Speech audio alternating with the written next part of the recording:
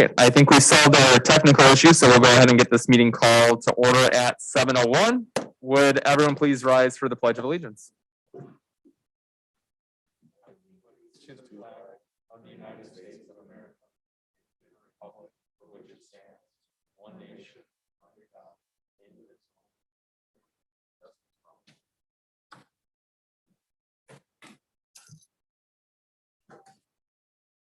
All right, Madam Clerk, could we have a roll call, please?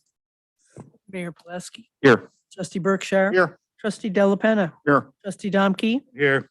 Trustee Lanisa is absent. Trustee Perkowski. Here. Trustee Trejo. Here. You have a quorum. All right, thank you so much. We'll move to presentation of the prepared agenda. Do I have a motion to approve? Approve it.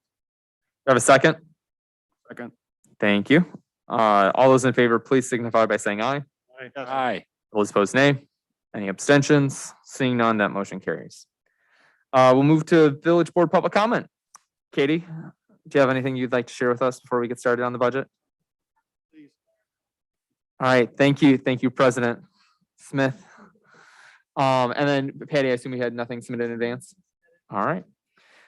Then we can move to our new business for the night. So our proposed fiscal year 2022 budget. So Jason?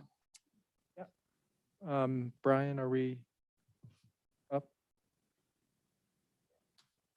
Just waiting to get the presentation streamed on the meeting so I can go along with that. So thank you. So tonight is the presentation of the fiscal year 2022 proposed budget. I want to thank the management team and particularly Finance Director Tom Dahl for all of their work on putting this proposed budget together. I think it continues kind of the direction of the village that started a couple years ago. We've certainly been able to weather kind of the worst of COVID. I feel is hopefully behind us, and this budget really starts to, kind of be somewhat of a recovery from that, but also positioning the village for some conversations that are going to have to be had with the community next year as it looks towards some of the capital expenses and projects that it has in front of it in years 2023 and beyond.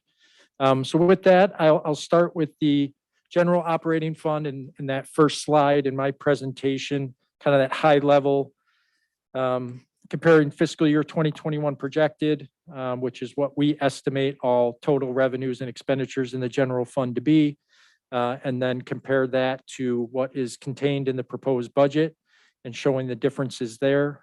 Overall, relatively what we would consider kind of a flat change, less than 2% in total expenditures and revenues. Continue to maintain the village's healthy fund balance, given its status as a non-home rural community and what the pandemic showed. It's always necessary to have money in the bank to certainly address any issues that may arise that are unforeseen that could impact operations, but also puts the village in a good position to consider next year what it did this year, which was to transfer some of that fund balance towards other expenses, particularly capital projects and pension contributions. So kind of the highlights of the projected budget for this year, what's kind of driving some of the costs to come under budget on personnel, and also overall growth in our main revenues in the general fund to the point of about $1.5 million better than budgeted. As I previously mentioned, the board this year was able to accomplish that general fund transfer. Some of the headwinds certainly that we're feeling today and will likely continue to feel into next year are related to inflation and increased fuel and commodity costs, just long delays in delivery windows, as we all know by now, labor shortages and how it can impact us hiring employees. But really, I think because of the consumerism and the base of our economy, as you see employers, restaurants and others having a hard time staying fully staffed and staying open as many hours as they would like to, could start to impact sales tax. Again, that expected surplus for this year being right around $500,000. Moving on to really the highlights from the proposed budget. Again, it's kind of the same story of 2021, which is expected major line revenue growth in our sales, income lines, particularly in the local eating establishment tax. The proposed budget also reflects $300,000 in additional ambulance fees, which we'll talk more about, recommend we talk more about at the next meeting, as there's definitely a decision point for the board there on what they may want the rate to be, and that could then change that 300,000 plus or minus. Prior direction given by the board at its capital projects planning meeting was to eliminate the motor fuel transfer, the motor fuel tax transfer to the general fund, thereby allowing more money to go towards roads and other approved expenses coming out of the motor fuel tax fund. Continual 100% funding of pension contributions. Also insourcing of police counselors currently is provided contractually. And as proposed, we will be bringing those 2 counselors on board as full-time employees. Last year, the board approved adding additional firefighter paramedics. Those employees have yet to be onboarded, but we do expect they'll be onboarded this year. And therefore, next year's budget reflects 100% funding for those positions.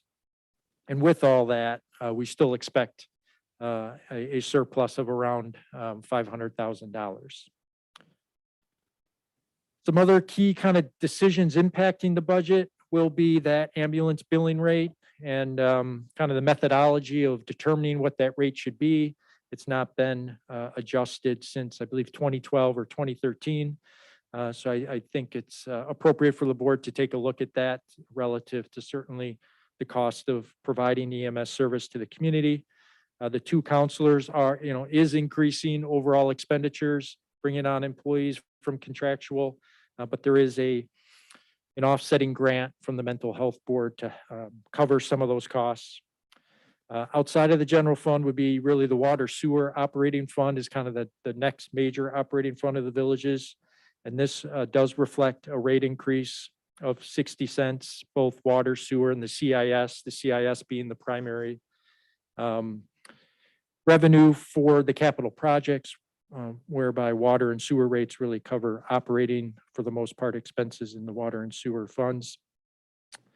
After 3 years now of no rate increase since January of 2019, it is necessary to consider one in order to continue to really maintain the existing level of service, some capital projects, but also to just address the cost increases associated with our operations. And finally, it's the parking lots operating budget. There aren't many funds that we show. I think we have 2 funds that we show as a projected deficit at the end of 2022. One is the general capital projects fund, which is kind of intentional. We kind of over budgeted, knowing we can't do everything. We may need to do everything, but we'll see how bids come back and project costs come back to determine and work with the board on that. That one's within our control. The general parking or the parking lots operating budget may require a transfer of some of those expenses to the general fund. We do put salaries to that fund, that those salaries have to be paid for regardless of how many commuters are parking in our parking lots. So that is a decision point for the board, either consider amending the proposed budget to address that now, or just be mindful of it going into next year, that ultimately those expenses will have to come from somewhere, certainly on the salary side. We do project a little more revenue coming in there, but at this point, not enough to sustain it. Some kind of key general fund expenditures, our general fund is about 85% personnel, contractual, kind of fixed costs as we see it. So of note here are really those ones that are kind of above and beyond that or outside of that, just more of a project perspective. General village, it's public restroom repairs downstairs on the first floor. Also money for strategic planning for the village board.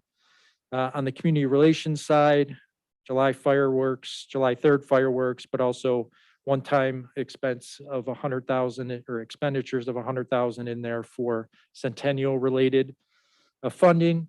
On the community development side, it's continuing the zoning update project, also continuing economic development services, and also some expected increased costs related to some of the larger projects being inspected next year.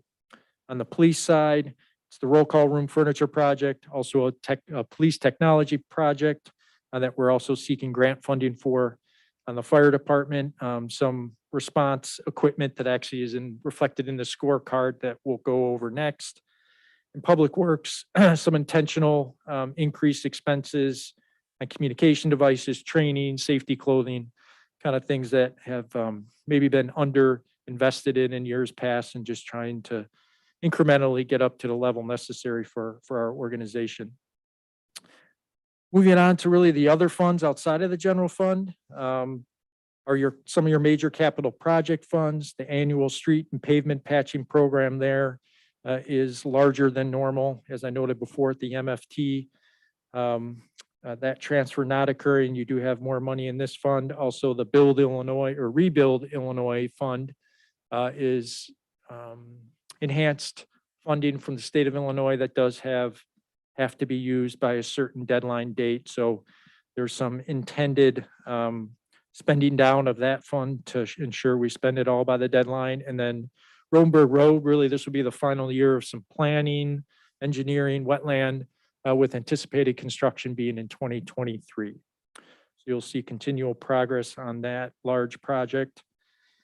Equipment replacement, several of these vehicles you've already approved this year, anticipating delivery next year. We budget the expense in the year that the assets are delivered. So some of these decisions have already been made by the board. And you see here kind of just regular replacements of vehicles in public works, police department, and then also the fire department. The IT fund is a standalone kind of internal service fund that is funded by all the operating departments as well as some other funds. And here are a couple, projects that stand out as a performance management solution that will be able to tie to the village board's strategic planning kind of report and outcome, and also a one-time project for some enhanced data collection to improve our kind of data within GIS. Other capital projects and improvements, which the board has seen already kind of during its workshops, the various building repairs, roofs, public works project that the board approved at the last meeting. Majority of that will be spent next year. Roof improvements, foundation work, really kind of your building envelope stuff as we're looking at buildings that are anywhere from 20 to 30 years old, and your typical kind of life cycle maintenance requirements necessary there. Kind of some enhanced street related costs with sidewalks, bike paths. We do have a bike path in Pembroke Estates that's included in this budget, as well as one on Central Avenue. Storm sewers, it's continuing kind of the work that the board already approved earlier this year, which is the misspelled Meacham there, but the Meacham Creek study for next year, and this year the Seasons 4 and Devlin Basin studies were completed. So next year is kind of taking those studies to the next level or to the next step in the process. The American Rescue Plan Fund is that money from the federal government. We'll get about $3 to $3.1 million. We've received half of it. We'll receive the other half next year. The board gave us previous direction to come up with a business grant program. So we do have the expenditure reflected in there. We staff still have to come back with you and kind of finalize what that program would look like. Then you have 3 million in there yet with kind of uncommitted funds. Kind of quick going into I'll keep going. Any questions? That was kind of. Just turn on my mic. Sorry, Wayne. Yeah, I know. This is Chief. You have two counselors that will be coming on, and I want you to tell us that that's something you want, because the police department is being micromanaged by many people in the world, and I want them to know that you are in favor of these two more counselors and what they do for the department. So I am very much in favor of this. In fact, it was the police department's idea to go for two counselors. We have had a counselor for about 3 years. Colleen has been here on a contract with the health department. She has done an outstanding job. We had tried to get 1.5 counselors. We tried to get a half. We can't. So we're moving towards the 2 full-time counselors. They have proved to be a valuable asset to the department. Today, in fact, I couldn't find her because she was out in the field, really running with the officers call to call. And it's been a great program. Colleen has been a good find for us. And we feel that provided everything works together, that we hope that she would consider coming on board if she so desires. She's currently a county employee. But we look forward to not only maintaining one full-time counselor, we look forward to maintaining 2 full-time counselors. We right now are just under 1,000 referrals a year to 1 counselor. Our counselor sees about 550 clients on an annual basis. And we feel those numbers will probably at least, probably not double, but they should increase by about 50%. We think between 1,400 and 1,500 referrals, and we feel that 700 to 800 clients is what our counselors will see in a yearly basis. That's good to hear from you. And then I have one more question, if I may. On the parking at the train station, is there any wiggle room from Metro on increasing the fees for parking? So the parking rates are set by the village. So there is flexibility by the village if they wanted to increase the permit or daily fee rates. Metro, I thought Metro had some scale that you had to follow. Metro, I'm sorry, I thought you said Metro initially. Yeah, Metro, Metro, yeah. depending, they may have some input relative to price increases. It's more of a cooperation we have with them. There's nothing steadfast that says they shall Coming out of set the pandemic, rates. There might be a change in, we just have to watch for it, I guess. Certainly, yeah, patterns have changed, frequencies are changing, so based on that, we've kind of changed our permits and maybe what's available to better fit sort of, I think, what the commuter habit is now. Okay, thank you. Any other questions for Jason before we move on? All right. So water and sewer operating fund, really the other largest operating fund after the general fund. Much like the general fund, pretty flat between revenues and expenditures, and growth between what we project this year and what we are budgeting next year. An intentional sort of spending down of some reserves there, hence the net difference being in a negative. But the board or the village still preserving a fund balance in accordance with its policy. The rate increase there on the water and sewer side is that's what funds the water and sewer operating. For the capital fund then, the revenues primarily are the CIS charges. The difference there of kind of 4.6 million for this year and about 3.1 for next year. Our bond proceeds that we've received this year are recorded as revenues through the IEPA loan program. And right now, we don't show any bond proceeds for next year for any bonded projects.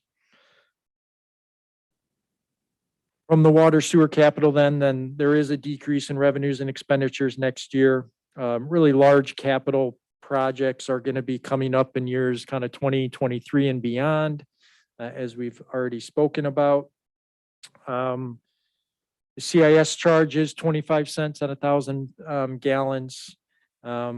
And that's primarily the, necessary just to keep the status quo of projects funded currently out of that, which we can cover in a little more details as we get into the budget behind these sections. So following water and sewer really is for me kind of looking forward some of the decisions for the board and what they'll need to make, not necessarily tonight or as part of this budget, but certainly to be mindful of are the looming capital projects in wastewater and water. Certainly there's stormwater improvements also that the community will need to have based on the survey results for Meacham, Seasons 4 and Devlin basins. if the village is in a position again next year like it was this year, you could continue to leverage general fund transfers to help cover capital projects costs. From the fire department, it's ongoing analysis of its staffing needs, which again, I would recommend the next board meeting that Mark be able to kind of give you an update on the staffing, pick up where we left off from the presentation earlier this year, and then also reflect a discussion around the ambulance billing rates. So really for tonight's meeting, then typically for the budget presentation, after this initial presentation by me, we would review the scorecard changes Tom included in the agenda. Well, were a couple changes, a couple items we kind of missed from the fire department. So there's 2 expenses there in equipment and an equipment replacement fund. And then also there was a transfer from water sewer to the general capital fund to cover the 25% allocation of the public works building improvements. So that's really a revenue from the one and expenditure from the other. Kind of the next meeting then, I think at the 8th, they'd like to talk about the staffing, the ambulance billing, discuss any questions that came up tonight. I think also the timing of the counselor hirings, as Steve alluded to. If it is someone, if the board kind of gives the direction that they want that included in the budget, I probably recommend we at least start the hiring process of one of those this year, because it will take a little time just to make sure that we have one onboarded by January 1st, and then the other one would be advertised with likely hired after the first of the year next year then, just to make sure we don't have a disruption in service there, and then we don't need to do another IGA with the county or anything like that to kind of continue Colleen's services, if that's who it is. And then after that, the next meeting right now is proposed is December 6th, where you would really approve the budget, the tax levy, all the other ordinances and changes necessary to implement your budget. And then possibly some additional purchases that maybe you approve this year that would be for next year's. We've already been told by vendors, certain quotes they gave us will go up 1/1 if we don't order them by then. So just to head off any industry increases in some commodities, we would kind of look for the direction from the board. If they're good with that, we'd put those on the 13th then of December for approval of those. So with that, there's kind of detail behind that presentation for the board, and the public will post this.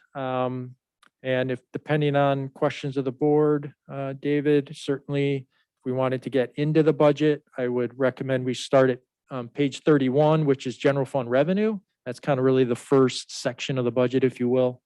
However you want to proceed forward, we're prepared to go at your pace. Tom, did you want to go through the scorecard changes real quick? Just any additional details for the board to consider before we go to the actual detail?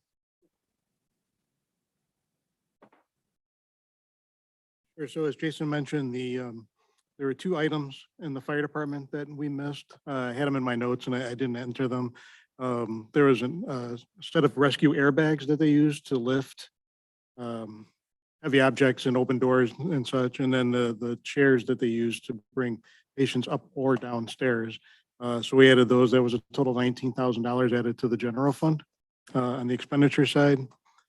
Also, in both the water and sewer operating fund and the general capital projects fund, reflecting the 30% of the public works building project, the 208,500 that would be paid for by the water sewer operating fund. And then lastly, there is a compressor that the fire department uses that would be purchased out of the equipment replacement fund. The compressor is used to fill the SCBA bottles. The one they have now is just about 20 years old, if not older. So we added that in there for 80,000.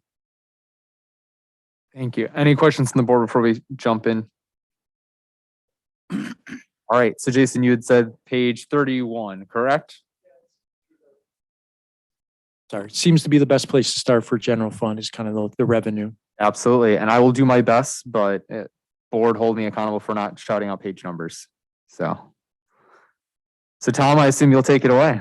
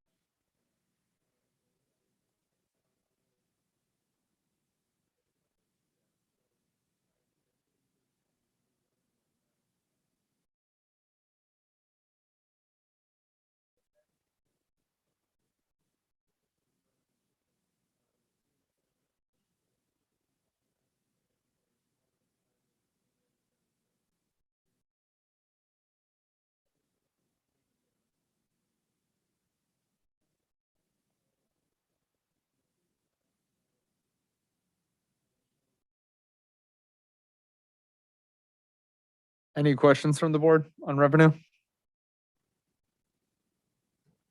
All right, and I would just say it might be a good thing just to do, Brian, to see if we could follow up the hotel, to see what's going on or what might be driving it from their end. I'd be curious to know because it's been pretty consistent in its behavior up until recently, so.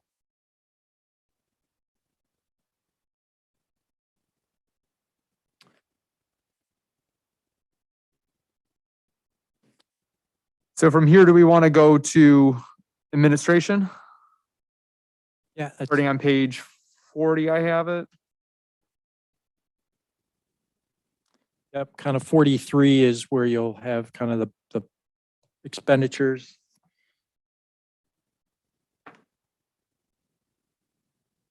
Nothing that I would consider remarkable from my perspective. It's salaries, trainings, meetings, no real significant trainings and meetings. I think for that one is additional funding that I've put in there for some executive leadership training. So that's why that number is higher than kind of years past. Just keep going. I'll keep Yeah, going until If someone there's tells me any to stop questions, or by ask any me a means, question. like jump in board. Otherwise, we'll keep rolling. So. Again, so General Village is on page 44. This is kind of enterprise-wide expenses. Nothing particularly of note there. The facilities maintenance line item does have the restroom rehab project in there for Village Hall. The other contractual line item has the Village Board strategic planning funding in there. Those are kind of the two notes. And you'll see down there the $750,000 expenses for this year is that interfund transfer that the board approved at mid-year.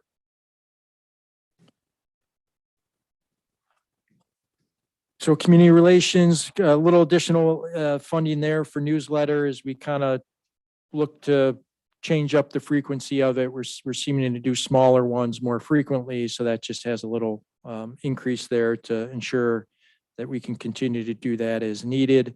This is also where you'll see the centennial celebration, $100,000. As we previously have spoken about, that's breaking down for fireworks. Founders Day celebration at $40,000, fireworks at $34,000, kind of some miscellaneous money available too at the board's discretion to utilize for community groups. Founders Day would be really on our birthday. And that's something we're working with the library on, or sorry, with the park district on coordinating that. And you also note with the historical foundation, that $9,000 is not shown as an expense out of the operating next year. That is shown as a $9,000 capital expense in general capital projects. So that's why that's not in there.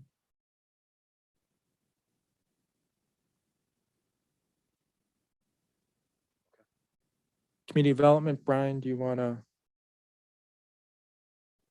hit some of the highlights on that for me? On page 49. 49. Yeah, absolutely. Was there any contemplation of helping the Rose Queen pageant again this year? I know that was a year by year thing. Yeah, we have no anticipation that they're going to be funds. We know the previous group that the village was contributing to cashed out and actually returned money to us.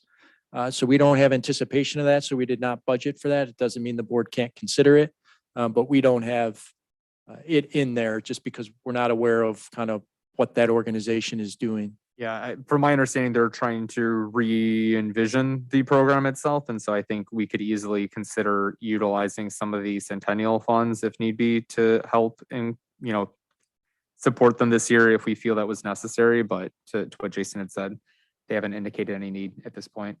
So we have some flexibility. Mhm.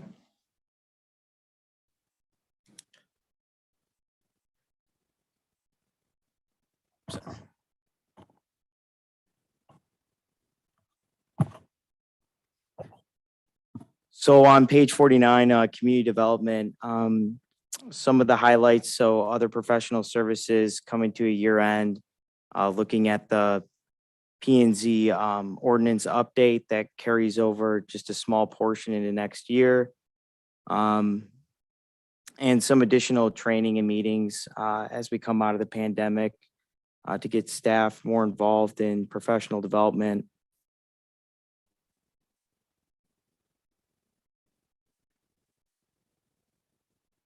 You're on 49, right, Brian? Yep. So not a lot of changes with P and Z. Going down to page 50 for the building department. Some highlights from there is just a small increase with the health officer as we kind of change our health inspections. As you know, we changed over to the 2017 FDA food code, and we're tightening up some of the routine inspections that coincide with that. And then we're projecting about similar cost of building inspections that are contracted through HR Green into next year. As we kind of continue to evaluate their services ongoing and with the development projects that we have within the village.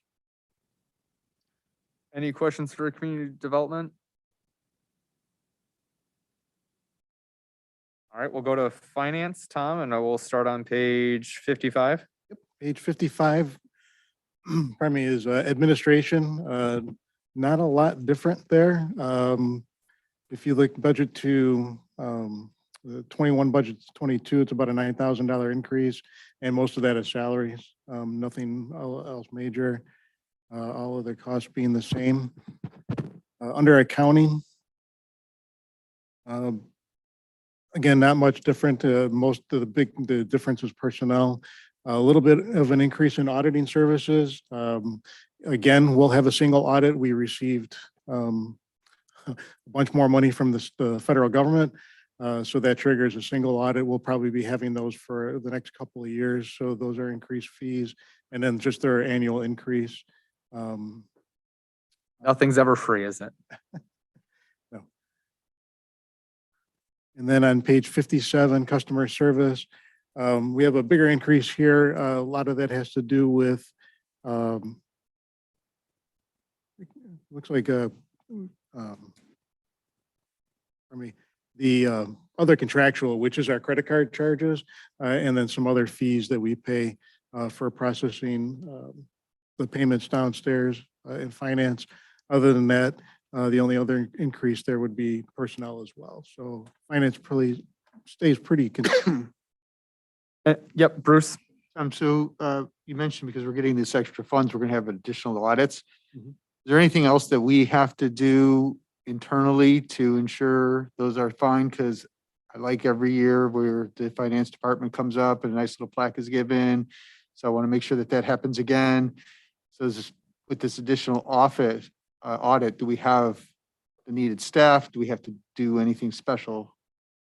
The only thing we have to do extra is for the ARPA funds that we just received, we have an annual report that has to go to the federal government. So we'll be reporting what we'll be using those for and also what they're reserved for in the future. So they keep pushing that back. We were supposed to do that in October. October 31st was the deadline.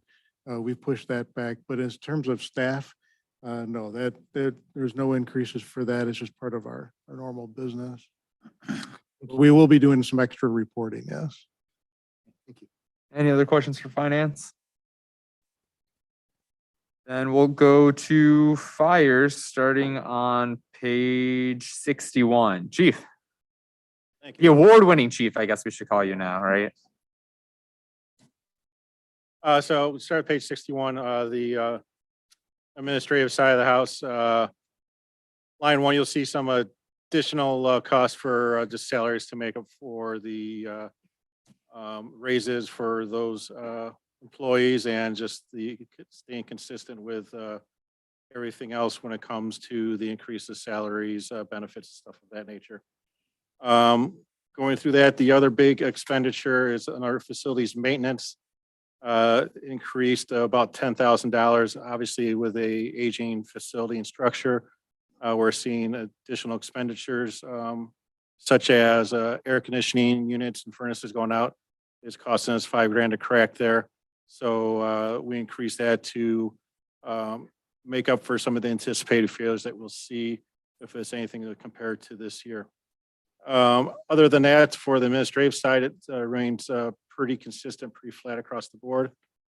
We go down to page 63 on the operations side. Line 1 is the salaries. Obviously, you see a significant increase in the salaries there. That reflects the 3 additional firefighters that were approved this fiscal, this June, and that were added on. It's the same time, if you go down and then look at the contractual services for paramedic services, you'll see a significant decrease in that because when we put on the 3 full-time firefighters, we reduced the paramedic contract by 3 personnel, obviously, which reduces the cost there. Other significant line item is the medical and hospital services. That is where we take everything out for the annual firefighter physicals. From switching from our provider that no longer did the services to the new provider that increased our costs for that. And so we increased the budget for fiscal year 2022 to cover those additional costs. Everything else across the board for us is pretty flat. Working with my staff is the hugest issue, is the ongoing staffing issues and hiring issues because of the shortage of paramedics. And so our staff and crews were very cognizant of that and tried to keep everything else flat in anticipation that we'll be having that other discussion down the road. Any questions for fire? Bruce? So Chief, on the commodity side, with adding the new employees and also with the fact that we're looking to maybe do more in-house with the paramedic side of things, is I'm just curious why that all remained flat from this year to next. I would have thought that if we had more people changing the contract out, some of this stuff would have gone up, like the training and the like. Basically, what we're doing is a lot of that expenditures we're spending either if it was the Metro employee or a full-time employee. So some of those expenditures remain the same. And kind of what we discussed before is that our guys took a really close look and understood that they think the most important issue at this time is that manning issue. And so the decision was made to be as prudent as we can and leaving those items as flat as possible. Thank you. Any other questions? Thank you. Then we'll move to police on page 68. On page 68, thank you, Mayor. We're 2 relatively flat on page 68. The largest increase is the additional 2 counselors, and that is on regular salaries, excuse me, the insurance, and then on IMRF. Those are the most significant increases that are on that page. Facility maintenance, just like in public works, the building's starting to age. We need to have more facility maintenance done. And that's really for administration. That's the only real increases, significant increases that we've seen. We've got office supplies. That's for, again, that's going to kind of go between operations and patrol, or administration and patrol, for the rehab of the squad room. All of the furniture down there is in desperate need of being replaced, including the chairs. You all know about chairs and how they work or don't work for you. And other than that, it is, as again, the fire chief said, the salaries increase on basically our contract rates. If you have any questions, we'd be happy to answer them for you. And Chief, just for the record, we're seeing DuPage County Health move away from providing contractual services to other departments in general, correct? So the inevitability of having these counselors be village employees at some point in time is out there, correct? So yes, that is correct. We were the first agency to contract with the health department for an ongoing counselor. It has been very successful, and most of the other municipalities that are following what we've done. And the health department has decided that they want to really separate from this type of an agreement. And they've encouraged us for about the last 6 to 8 months to look for hiring them full-time. Thank you. Any other questions before we go to operations? Wayne? I was just gonna ask Chief, like the cameras that we have now on the officers, is that price coming down now that it's become more prevalent in the state? Or is it going up? So we're in a 5-year contract with Axon. So that rate for us is stabilized and is amortized over a 5-year period, which will expire, I believe, 2023 is when we'll renegotiate. We'll probably renegotiate in 2022. We're seeing not the cameras themselves come down, but we're seeing the storage capacity. And what they're doing is rather than purchasing a la carte per terabyte, they're actually now negotiating by unlimited storage capabilities. So we're seeing those numbers come down. I'm watching the other contracts that are around us. We still have a really good deal on our Axon contract, and we're still getting, we're still paying less than most of the other agencies around us. Awesome. Thank you. Any other questions? In operations, And operations, like I said, the real only increase is the salaries.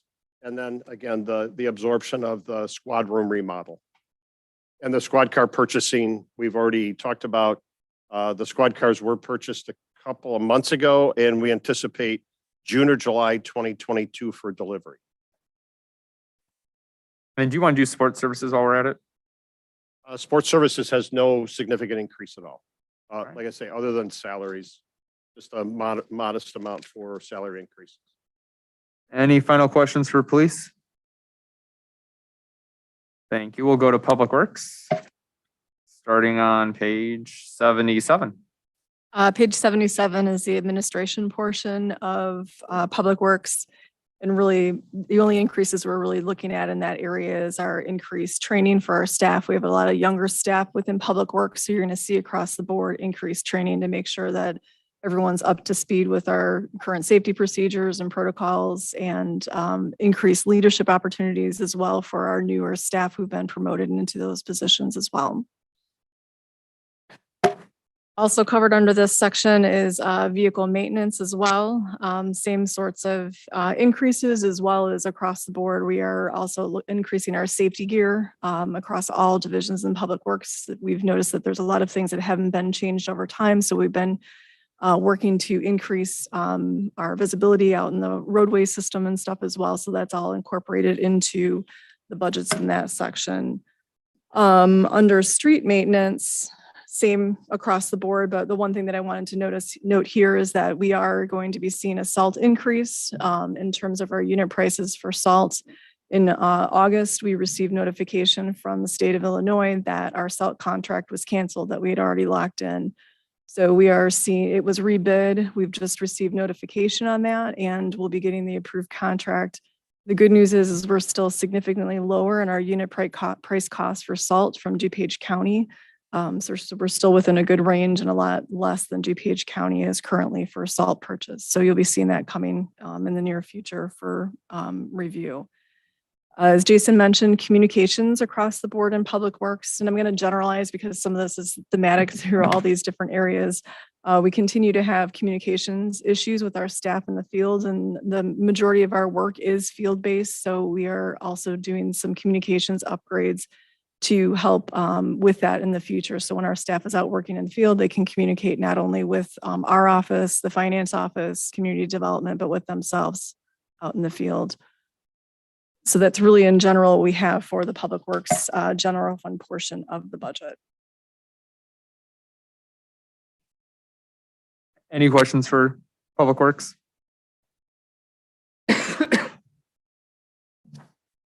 All right. We'll go then next to Board and Fire Police Commission on page 84. Jason? Yep, so Board and Fire Police Commission, really the main costs here are associated with new hires for full-time police and fire go through this account. So you'll see medical, hospital services are the costs to hire new employees. And then really the testings are promotional testing as well as entry-level testing.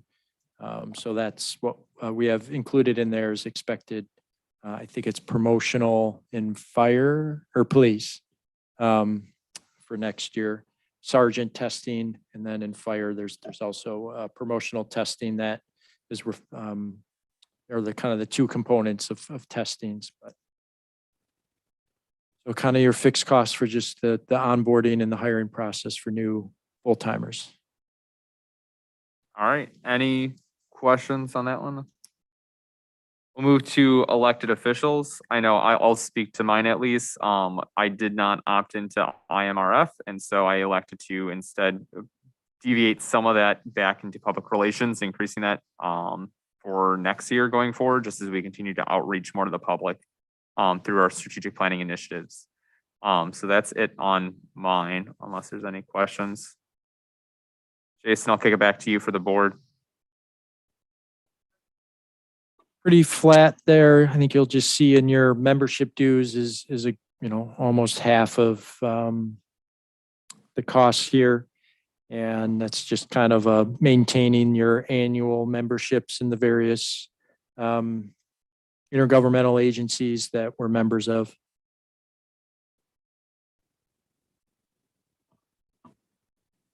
And then village clerk, Patty.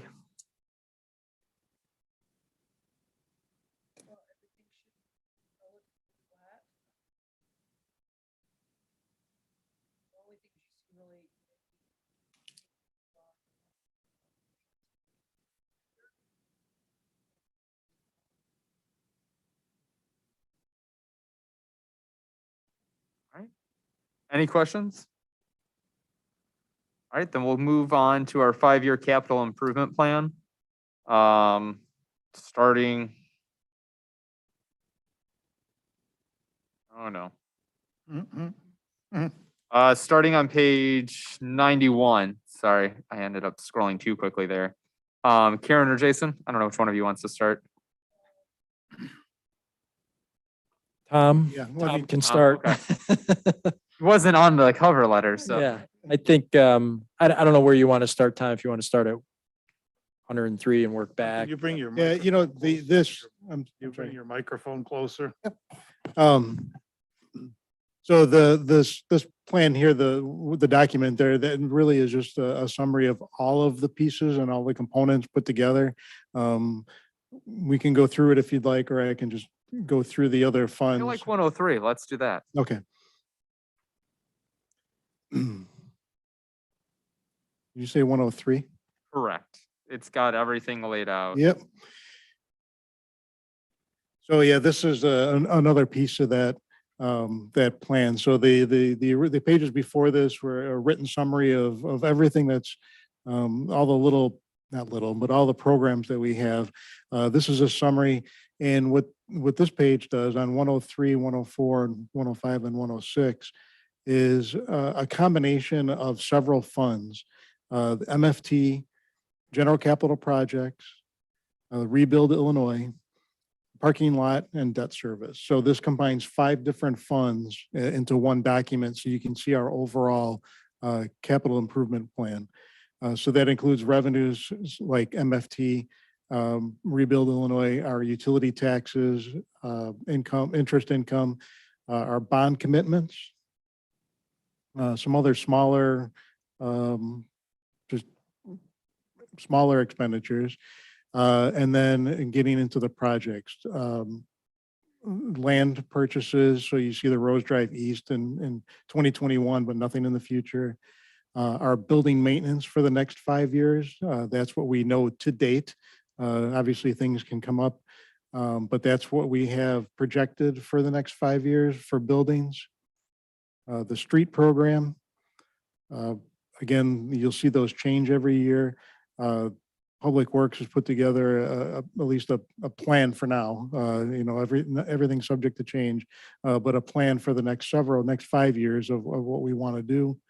An increase in the thermoplastic marking, the Rodenberg Road you'll see in here, and you see the 1.4 million. That includes the money that we get from the federal government. I think it's a 70-30. It used to be 75-25, but I think it's 70-30. So we're we're showing the full amount, knowing we're not spending that full amount, but the government will take care of a large portion of that. Our storm sewers, so you see the seasons for the Devlin Basin, and of course, we don't know how much we'll be spending on Meacham Creek, except for the initial study. So we do have projected in 2024 for everybody to see about $10 million in projects just for those two alone. So we need to find the dollars for that. The yard flooding assistance program is in there for 10,000 a year. And then some parking lot maintenance, and then our reforestation program. So this document here really lays out the next 5 years of what we would like to do. Not necessarily what we can do, but at least what we would like to do. Any questions on the capital improvement program specifically related to 2022? I know we'll be doing a lot of strategic planning sessions that we're budgeting for early next year, specifically trying to figure out how do we, to Tom's point, tackle this and start to piece this out for the 5-year stretch, but anything related to 2022? Wayne? As a question almost to what you're just saying, David, you know, a lot of projects have 20-year lives to them. So do we put aside money for 20 years for any projects, or are we only on 5-year plans? I'm specifically thinking of a few that might come to term, and we probably haven't stashed any money for that. So how do we address that, Tom? I don't. So obviously the street program, you know, we know money coming in, so that's one of the ones that we do not set aside money, but we know that we have an income stream for that. The only other two that I really do out 20 or 30 years is our equipment, our rolling stock, our cars, our vehicles. I have a 25 to 30-year program for that, just to prove to the board that when we are purchasing vehicles, we are setting aside money for the future replacement of those vehicles. For anything else, no, nothing that goes out 20 years, but we do try to do 5-year increments, just so we know where we're going, you know, for your planning purposes. And the only one I know about is the one with the water retention area over there at Turner Pond. That somehow, I don't know if we're responsible for it or Park District. That's only one that I know about. Are there others, you know? And that one's gonna cost a lot of money to get all the silt out of there, so. Yep, and we do have funding for the Dredging? dredging, at least the plan to put together in order to dredge that. Okay, I get it. Okay, that's something we can discuss again some more. Okay. Any other questions? And we'll move from the capital improvement program to the general capital projects fund, starting on page 108. Yep, so on page 108, I list out the revenues that we expect for this fund, and then the expenditures that you would see previously in the plan. As Jason mentioned, at the time the budget was put together, there's a deficit of about $32,000. And then now when I include the transfer from the water sewer operating fund to cover the expenses on the public works building, brings it to a positive 218,000. So we still, as Jason alluded to, you know, we have all these projects that we'd like to do. And now at least we have some funding, you know, at least to the end of the year. But, you know, we are going to still wait and see how each one of these projects comes in when they get bid, and see how we can go throughout the year.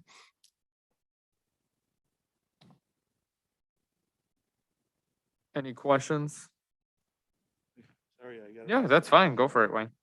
The yard flooding fund, does that just accumulate as $10,000 a year, or that just is a flat number? Just a flat number, 10,000. Okay, thank you. Any other questions? Then we'll move to the motor fuel tax fund, starting on page 113. Yep. So on page 113, as was mentioned in the presentation, we have stopped doing the transfer to the general fund of 300,000. This was used to supplement basically a lot of the Public Works Department budget. There was salaries and then salt purchase. So, the general fund can do without that for now. And we'd rather put the money into the street program. With this change to this from the state a couple of years ago, they indexed the motor fuel tax to an index. I don't remember which one it was, but they indexed it. So we are seeing an increase in motor fuel tax revenue each year.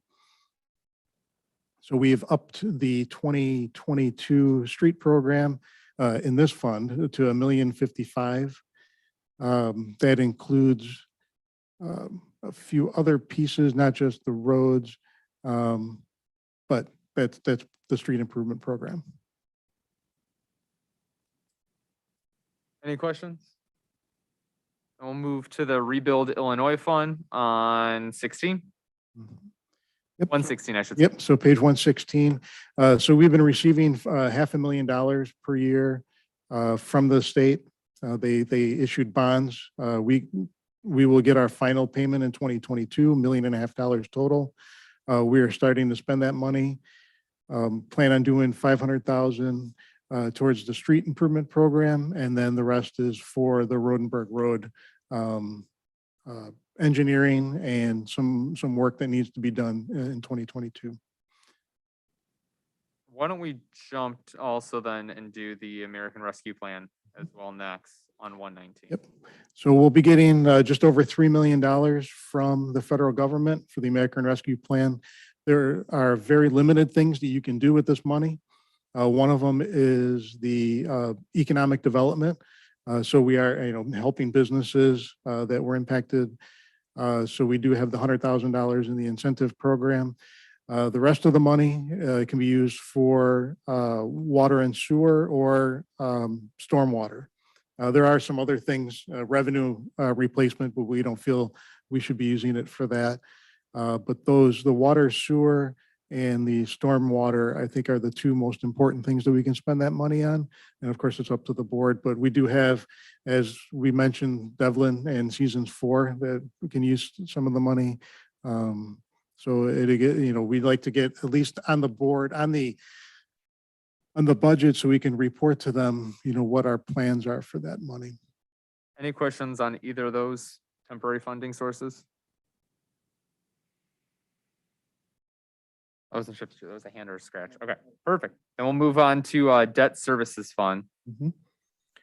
So debt service, this is pretty simple. We do get some property tax money in. That's to pay off the limited tax bonds. Rest of the money comes from general capital projects, which is the utility tax or water sewer. There are 2 bond issues that have come off. And so we have 2 more left, the limited tax bonds and the geo refunding bonds from 2018. We do have a decision to make in the next couple of years. Those limited tax bonds will be coming off, be paid off, and we could issue them again. That's a little over $3 million that we could issue those bonds for, and then they would be paid for from property tax proceeds. We can use that for anything, but again, we do have some stormwater projects that could use that money. Any questions on the debt service? Not a debt service, but I was pondering on the which one? The American Rescue. I mean, we're only putting $100,000 for our businesses. I get it. We want the stuff for the sewer, but what is your intent for $100,000? Because that doesn't go a long way anymore. To me, I think it's a placeholder to show something. I think we still have to do the program and get back in front of you with what are those. If you're looking at like the TIF grant program, you can go through 100 grand pretty quickly. Those maxed out at like 40 grand. So I think to me it was more of a placeholder because we didn't have a plan design, but we'll have a program for the board. So you could always adjust that number as you see fit. Okay. And for me, it was thinking too of mid-year, I wanted to see what the response would be. And then, if there was a lot and you wanted to spend more, then, we would just do a budget amendment to reflect that. Okay, thanks for the clarity. Perfect. All right, so we're going next to the insurance fund, starting on page 125. So So this is kind of all the village's expenditures on health insurance, as well as, is what is on page 125. So that's kind of the expenses going out, revenue coming in as employee contributions, as well as, retiree contributions, as we do not subsidize retiree insurance for employees. So this is pretty much, we don't carry much fund balance here. As much comes in as goes out from the health insurance side of it. The IRMA is our risk management. Their budget is still being finalized. We are confident that this number, hopefully, if anything, will go down. We kind of have an idea of where their preliminary budget is. Certainly, it's a very hard insurance market. So the premiums have increased across the membership, but fortunately IRMA is in a very strong financial position, but also is growing and is adding members. So we're able to spread any of those cost increases across a larger membership base, which is good for Roselle. any questions on insurance? And we'll move on to the technology, information technology fund, starting on page 128. So Tom and Jason, or Brian, wild card. Yes, sneaking in there. So we already kind of hit the highlights of the projects that are scheduled for next year. But this fund is, as described, is allocated by different operating budgets and split amongst them to cover IT costs as relates to the devices that we use, the software that's expended, and important projects such as the GIS aerial mapping that's going to be conducted next year, and just equipment replacement as new personnel comes on board and we kind of evaluate what devices are needed and what's not needed any longer. So the real highlights of this is just a small increase in just the consulting services as our contract delegates those costs rising up, which will be expiring in 2023. So as previously discussed by the board, we'll be going out for bid for that contract. And then just some small contractual services as included in the GIS project and some other minor kind of projects, including switching over to Office 365 to get our file management on the cloud so it's easier and accessible for all departments. Any questions for Brian? All right, then we'll go to the water sewer operating fund. So same theme across the board as before, training, safety equipment and communications. But in addition, for the water sewer operating fund, there's a few items to note. One being, we continue to have increased regulatory requirements for testing of our sewage at the plant and also on the water side. So we are seeing some increases in our testing needed for both of our plants and on the water side. And then also our chemical usage, a variety of different usage at the wastewater facility. We're seeing increases in that as well to keep up with the regulatory requirements. Any questions?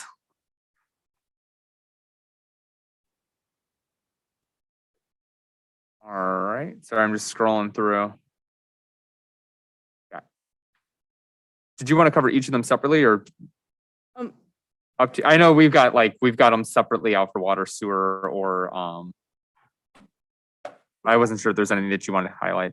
No, I mean, in terms of small capital, so not large capital, small capital. Yeah, we have several items in small capital. I apologize. I wasn't sure where we were going with that. Yeah, you're fine. So in general, at a lot of the facilities, whether it's water or wastewater, we're seeing aging equipment and infrastructure. So we do have, continued roof replacements, continued heating units needing to be replaced, doors and such, as well as also maintaining the actual equipment at our facilities. You'll see a variety of pump replacements and different things that are strewn throughout the budget for that. We are also purchasing a new John Deere Gator for our Dublin wastewater treatment plant and transferring the existing one over to our Bottorin plant, which all falls under that general area. But it's really just increase due to aging equipment and infrastructure, whether it's, the equipment for testing or the physical equipment on our facilities that are needing to be replaced. And our staff has done a really good job of going through and evaluating all of that and identifying, what's the existing age and the useful life. And they're really kind of planning out that infrastructure and stuff moving forward. Any questions on those funds? Just on page 142, the collection system, 330,000. Can you just cover what that is? Yeah, so we have continued, as you've seen in the past, we've done lining throughout the system. We are continuing to evaluate our system, whether it be point repairs or lining of our manholes and mainline sewer infrastructure to the lining of that pipe actually increases to basically a new pipe. So without having to dig up the ground, it lines it and it structural integrity of that pipe. And then as well from any infiltration into our system, it prevents that from happening from at least our mainline portion of the system, which then helps decrease the amount of flow going to the wastewater treatment facility. The average lifespan of that repair is 50 years typically. not a bad deal. We'll move on to water sewer capital projects, starting on page 146.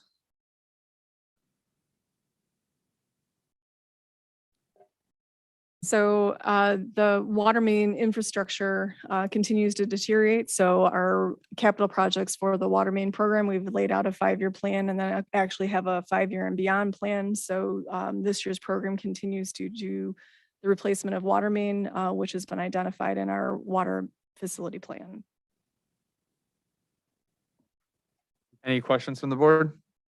And this is where the CIS increase revenue would go to, the 25% or 25-cent proposed increase. All right, and then we'll move next to the. Oh, sorry, I'm just getting through. One moment. Water sewer equipment replacement fund, starting on page 155.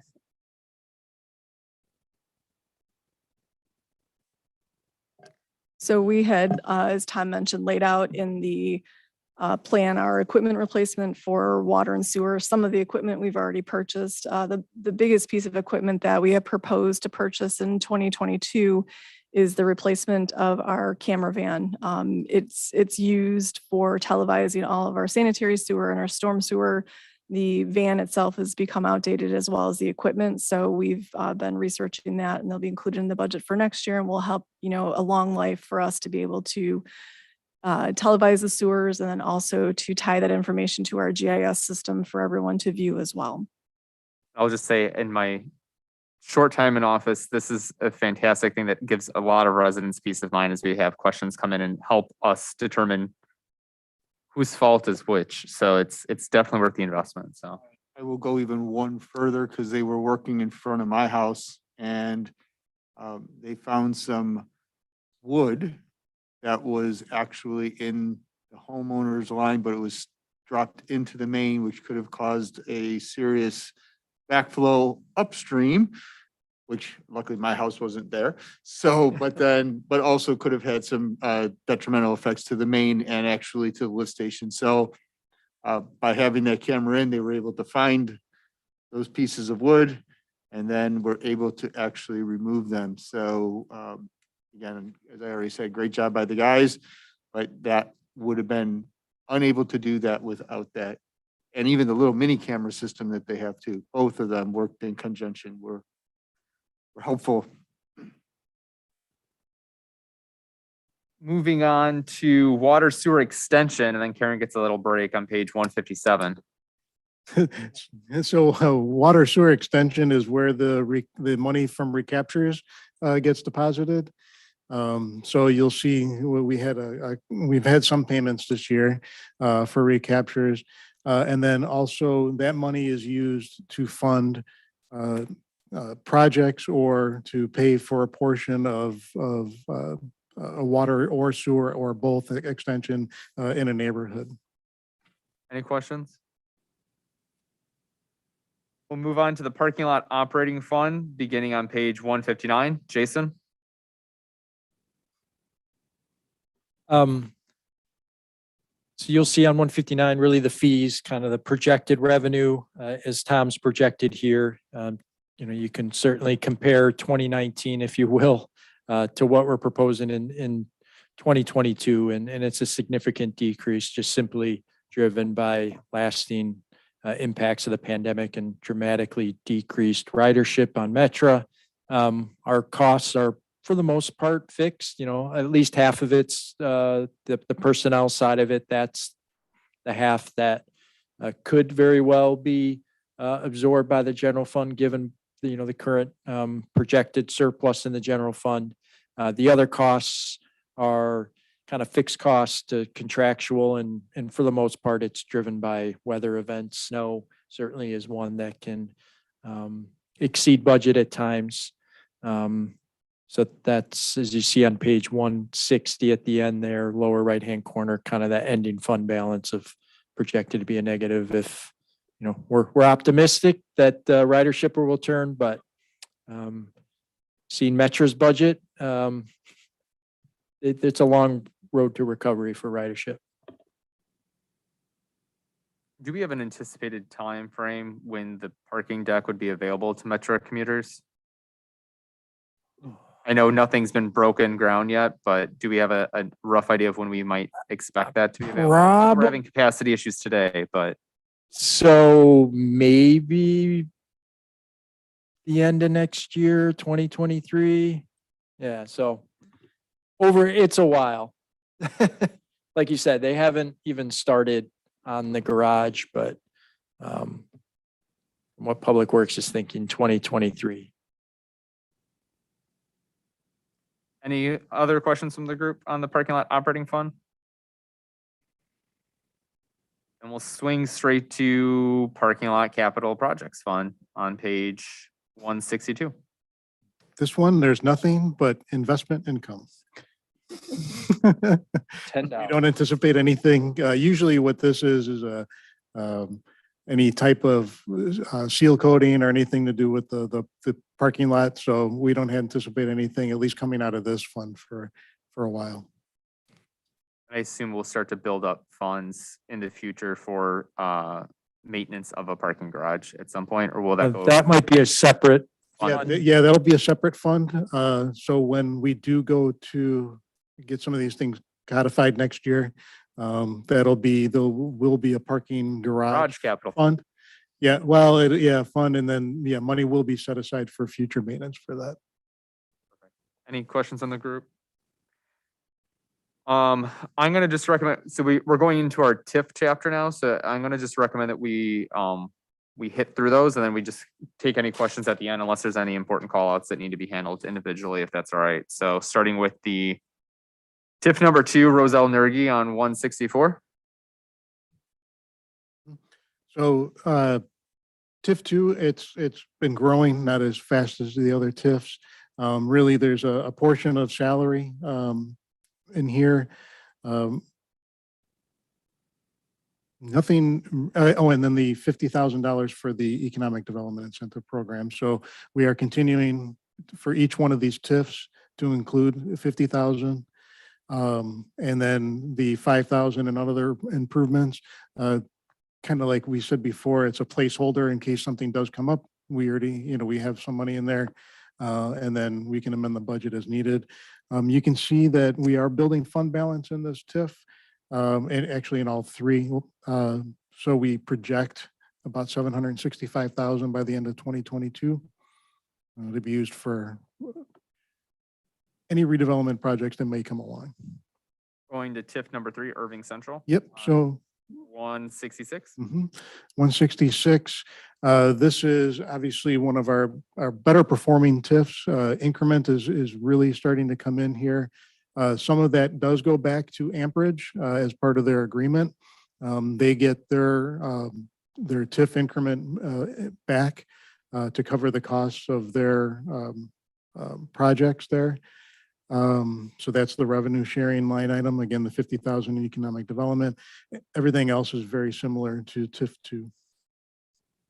And then the TIF number 4, East Irving Park Road, So TIF four, 68. yep, we were quite surprised to see the amount of increment that we did get in the very first year.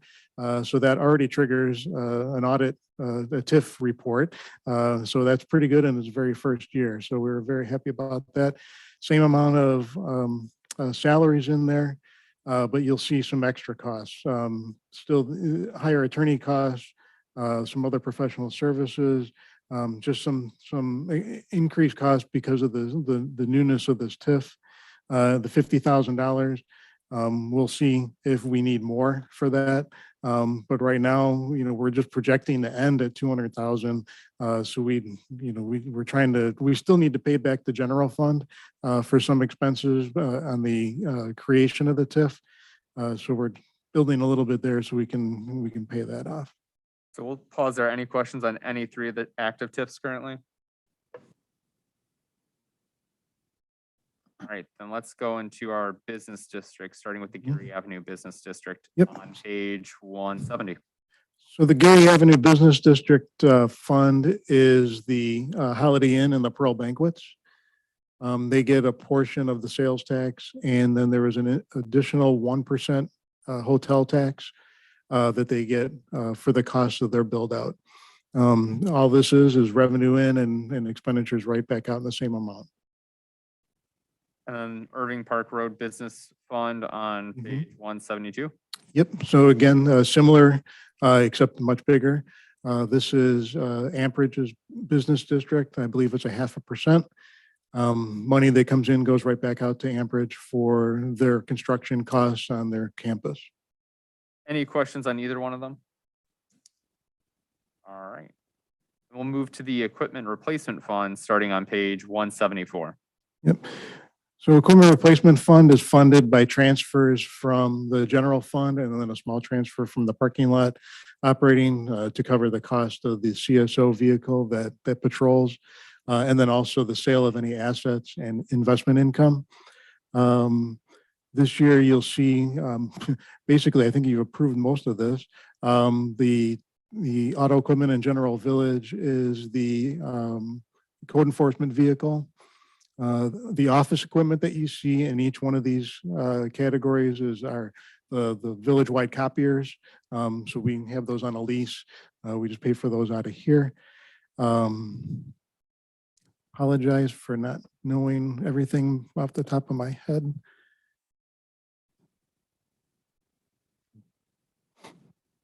Any questions on the replacement fund? So we do have the squad cars. I believe the engine 65 is in this, deputy 64, and then some public works vehicles too. Do we expect probably mid-year budget coming to authorize or ask for authorization on 2023 vehicles at this point? Is that the assumption? Yeah, and we know there's some vehicles Yeah. still that, weren't available this year, even for next year, as they start to open the window for new models and stuff, we'll be kind of evaluating timing, but that might be the new normal here if, as long as the auto industry is kind of in its. I believe there's one big vehicle for 23, so that one would probably be at that time. Last call. All right, we'll move to the sidewalk fund on page 177.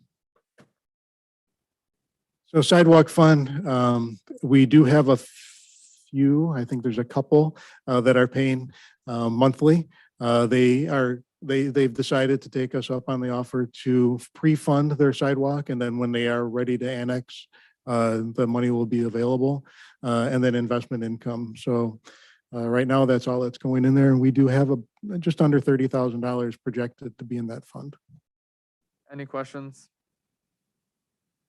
Go to the Foreign Fire Insurance Fund Mhm. on page 179. So the Foreign Fire Fund is also known as a 2% fund. It receives foreign fire insurance tax, which has been increasing each year. This year they got just over 40,000. This is used to pay for some items only at the fire station. This is only to be used for the firefighters. And it can only be used on certain items. But like their cable TV, there's membership fees.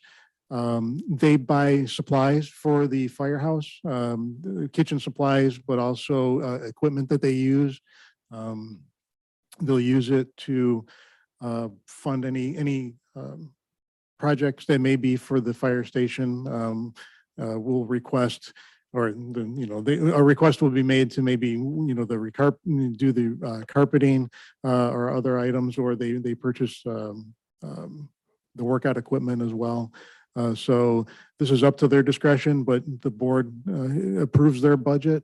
And then they do meet monthly, I believe, to go over and approve any items that they purchase. Any questions? We can move to the fire pension fund on page 181. Yep. So this fund just reflects the employee contributions and then the village's property tax and our actuarially derived contributions, and then the pension payments that go out, and then all of the fees that get paid by the fund. Right now, they're over 10 million, which used to be quite a milestone, because then they could change their funding strategy and go to more fixed income. I mean, I'm sorry, go to more, move away from the fixed income and go to more stocks. And now with consolidation right around the corner, in fact, they'll be sending their funds over January 4th. Kind of takes the fun out of the 10 million mark, but We'll celebrate it anyway. yeah, we did. Yeah, so the assets basically will be managed by, or the investments will be managed by the Consolidated Firefighter Pensions Fund established by state statute. Do we expect or have any projection of what we expect in returns to change as a result of that action yet? Well, obviously, the hope is that the returns would be improved. Just so you know, both funds, fire and police, are managed by a firm that has done exceedingly well. It's not always the case in many downstate funds. They may be managed by just the funds themselves, but both funds have done remarkably well since they hired Sawyer Faldudo to manage their investments. But yes, the hope is that based on the consolidation, they will both exceed what they want. Any questions on the fire pension fund? We'll move to the police pension fund on page 183. Same thing, just on a much bigger scale. Police pension is about 3 times the size of the firefighters pension fund. Again, employee contributions, employer contributions, and investment income make up the 3 legs of that stool. And then pension payments are just under 2.9 million for the retirees. And their assorted fees, and that's about it. Larger not because we like them more, but larger because they're bigger Yeah, departments. exactly. And I think it's worth noting that the board approved a new policy where we would look at any surplus money would be directed towards either pension payments or capital improvements in the form of infrastructure. So likely we could be making more contributions next year as well. So any questions on the police pension fund? All right, well, that brings us to the end of this section by section review. I'll turn it over to Jason or Tom for any kind of final words, and then we can open up for any final comments. And I know Cheryl, thank you. I know you had quite a harrowing traveling journey, so we're glad you're here. So I want to make sure I give you especially an opportunity to ask any questions too at the end. So, but Jason, Tom? No, I mean, I think some of the things is just the discussions for future meeting on the 8th. Relative to ambulance billing, timing of hirings, using the general fund for the parking lots operating. Any other items that may come up through this discussion here, we would reflect on an updated scorecard to kind of show the running tally of changes. But and I don't know if anyone else from the management team, I think we've done what we've needed to do and make the presentation to the board. Now just see if there's any other dialogue. So any final comments, remarks, or questions from the group? Sorry, Bruce.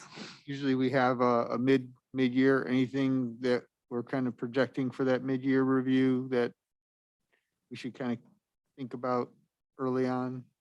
Some of it's kind of crystal ball, but I heard big truck. You know, generally, we have items that we take out of the budget that we say, you know what, we'll hold them. And this year we don't have that. So as far as that goes, it's more of what happens than the first 6 months of the year. You know, if inflation keeps growing or the supply chain problems, keep going, we'll wait to see how our sales tax and eating tax go. But other than that, nothing to anticipate right now. So with that, I would comment that in the years that I've been here, we've always had something that we would put in the back burner. So commend everyone for taking a good look, making sure, because now we don't have any of that to have to think about and push or postpone. So nice job. Any other questions or comments from the board? Yeah, Wayne. Well, just things off the top of my head. These projects that we have going on, the building of the units by the train station and also what Lexington, does that have any other effects to our public works, street lighting or stuff unforeseen that we would have to, that's not already covered by the developers or already in the projects? Yeah, no, everything is included in the projects. Anything that's publicly owned or privately owned is covered by the developer. So there should be nothing else for us, no enlarging of any facilities or anything? Correct. The Metro 19 project has the increase of the force main, which was incorporated as part of the project. The developer will be leading the construction on that with oversight by the village. And then for the Timberleaf, which is underway as well, any increased or any additional services to those facilities were provided as part of the development. I think what I would add though to that is and everything that Karen said is absolutely true. This does put us at a certain ability to service what we have at a point where we have reached our maximum, which is where a lot of the infrastructure conversations going is if we want to have another development come in or something else happen, we have to expand our abilities to service that. And so it's not necessarily what it's not providing us assistance to do. It's more so making sure that we're not in a position where we say no, not because we don't want the development, but because we can't physically service that kind of a development in the future is really what's at jeopardy in the long-term picture. And one other quick one, if that train horn thing comes in 2022, of course, we'd have to approve it, so it's not an approved thing. But where would the money come from if it wasn't budgeted? There is money budgeted. It's in the general in the capital general capital. projects fund. One of those. Yeah. Yep. Okay, I'm sorry then. Yeah. I can tell you what we have in there. Showed It's it probably this one of year. the Yeah. line items I didn't read. No, it's actually in the detail and I think it may be in there somewhere, but I know there was, I want to say it's either 100 or 150,000. there was one point there was that. Yeah. Yeah. Any other questions or comments from the board? Appreciate everyone being actively engaged tonight and going along. I know it can be dense. This was probably one of the shorter ones that we've been able to do, but I think a lot of that's what Bruce kind of highlighted. We've done a lot of work ahead of time and really meeting and trying to put together a tight and a good priority list here. And I think that reflects it in especially an increased emphasis on infrastructure, which is going to be the theme for the foreseeable future. So, with that being the case, does anyone have any other business before we go to executive session? All right, then could I have a motion to convene executive session to discuss the appointment and performance of legal counsel? So I have second. I'll second. Roll call, please. Trustee Trejo. Aye. Trustee Dodge. Aye. Trustee Kirkowski. Aye. Trustee Lanisa. Aye. Trustee Delapenna. Aye. Trustee Berkshire. Yes. All right. We're, And I guess, would you make a motion to adjourn following exec session? That way we'd stop the meeting. yes, we can do that. Thank you. Do I have a second? Second. All those in favor, please signify by saying aye. Yes. Aye. All opposed, nay. Any abstentions? That motion carries. Thank you. This is my first executive session, so this is we don't do this every day. Thank you for joining us.